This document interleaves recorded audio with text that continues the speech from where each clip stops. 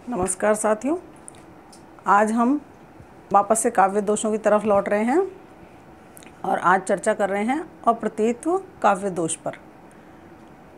प्रतीति यानी कि जानकारी होना, ज्ञान होना, और अप्रतीति प्रतीति का विलोम अर्थात जिसकी जानकारी नहीं हो या हमें जिसका ज्ञान नहीं हो। तो आइए परिभाषा देख लेते हैं। कविता में जब ऐसे शब्दों का प्रयोग किया जाए जो कि अप्रचलित हों, सामान्य बोलचाल की भाषा में वो प्रचलित शब्द नहीं हो, शास्त्रोक्त शब्द हों, तो वहाँ पर अप्रतीत्व दोष माना जाता है। जैसे उदाहरण के द्वारा समझते हैं। सबसे नीचे से शुरू करते हैं आज। पहला उदाहरण है, ये तल में बसी दुख करें तेरे ये अनुभाव। ये तल यानी कि हृदय की गहराइयों में बसकर तेरे ये अनुभव दुख करते हैं, अर्थात मेरे हृदय को दुखी कर देते हैं। अब यहाँ पर देखिए, ये जो शब्द आया है अनुभाव, ये सामान्य बोलचाल की भाषा का शब्द नहीं है। हम रस जब पढ़ते हैं, 9 रस होते हैं काव्य में, तो जब रस पढ़ते हैं तो किसी भी कविता में रस की वजह से हमारे शरीर में जिन भावों का उदय होता है, 4 प्रकार के होते हैं, भाव, अनुभाव, संचारी भाव, स्थायी भाव। तो अनुभाव उनमें से एक है। तो यह प्रचलित शब्द नहीं है। अनुभाव का अर्थ होता है चेष्टाएं, अर्थात नायक कहना चाह रहा है नायिका से कि तुम्हारी जो ये चेष्टाएं हैं ये मेरे हृदय में दुख करती हैं, अर्थात मुझे दुखी कर देती हैं। तो हमने देखा ये प्रचलित शब्द नहीं है, इसलिए यहाँ पर हुआ अप्रतीत्व दोष। एक और उदाहरण देख लेते हैं।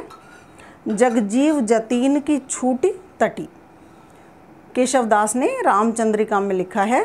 पंचवटी का जब उन्होंने वर्णन किया है तो वो कहते हैं कि पंचवटी ऐसा स्थान है जहाँ पर योगी यति मुनियों की भी तटी छूट जाती है। अब तटी का अर्थ सामान्य भाषा से समझना मुश्किल है, क्योंकि तटी का अर्थ है यहाँ पर एक योग मुद्रा है। ये एक योग क्रिया है। जब योग क्रिया करते हैं तो योगी यति मुनि एक मुद्रा लगाते हैं, त्राटक मुद्रा। उसको कवि ने यहाँ पर तटी कहा है। तो तटी का सामान्य बोलचाल की भाषा में अर्थ नहीं लिया जा सकता, इसलिए यहाँ पर अप्रतीत्व दोष हो गया।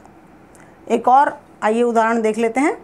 तत्व ज्ञान पाकर हुए आशय रहित समस्त, कि तत्व ज्ञान को पाकर सभी लोग आशय रहित हो गए, आशय से रहित हो गए। अब आशय का अर्थ क्या है यहाँ पर? आशय का तो अर्थ ही अर्थ होता है। आशय पूछते हैं ना कि भाई तुम्हारा आशय क्या है, अर्थात क्या अभिप्राय है, क्या मतलब है, तुम कहना क्या चाहते हो। परंतु यहाँ पर आशय का अभिप्राय ये नहीं है, आशय का अर्थ ये नहीं है। यहाँ पर आशय का अर्थ है वासना, काम, इच्छा। तो कवि कहते हैं तत्व ज्ञान पाकर सभी लोग समस्त आशय से रहित हो गए, अर्थात वासना से रहित हो गए। तो हमने देखा यहाँ पर साधारण अर्थ नहीं लिया जा रहा आशय का, यहाँ विशिष्ट अर्थ है जो कि शास्त्रोक्त अर्थ है। ये प्रचलित अर्थ नहीं है। आशय का अर्थ वासना कोई प्रचलित अर्थ नहीं है, एक अप्रचलित शब्द है, इसलिए यहाँ पर अप्रतीत्व दोष हो गया।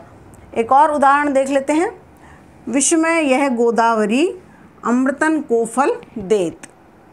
अब देखिए यहाँ पर कवि कह रहा है कि यह गोदावरी विषमय है। विषमय अर्थात विष से भरी हुई, और विष माने होता है जहर या गरल। आगे कवि कहता है अमृतन को फल देत। जब वो विष से भरी हुई है तो अमृत फल कैसे दे सकती है? परंतु यहाँ पर विष का साधारण अर्थ नहीं लिया जा रहा, यहाँ पर विष का विशेष अर्थ है। क्या है?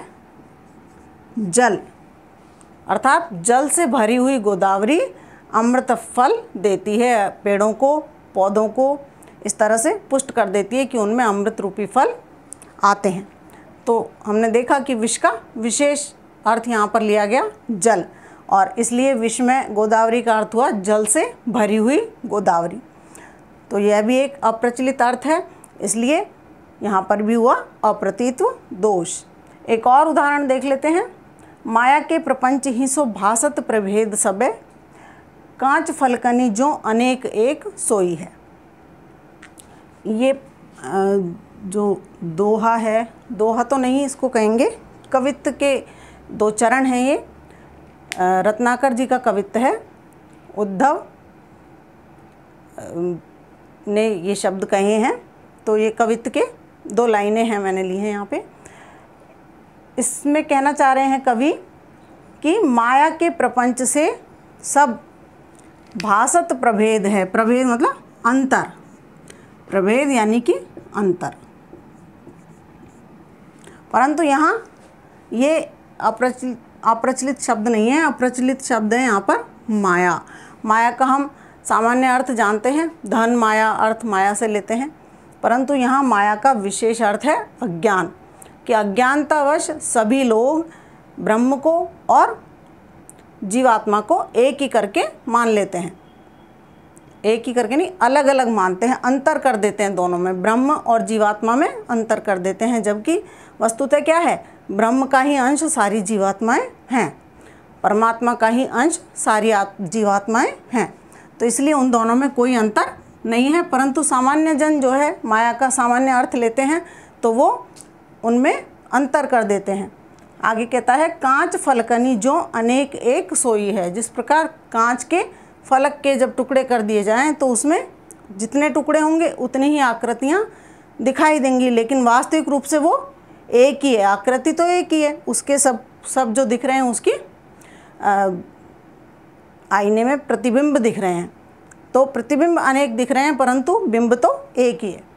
तो कवि कहना चाहता है कि जीवात्मा और ब्रह्म में कोई अंतर नहीं है, परंतु यहाँ पर शब्द क्या है, माया, जो कि अप्रचलित, इसका प्रचलित अर्थ नहीं लिया गया, अप्रचलित अर्थ यहाँ पर लिया गया, इसलिए अप्रतीत्व दोष हो गया। तो आपको अच्छा लगा और समझ में आया अप्रतीत्व दोष। अगले वीडियो में अगले दोष की चर्चा करेंगे, तब तक के लिए नमस्कार।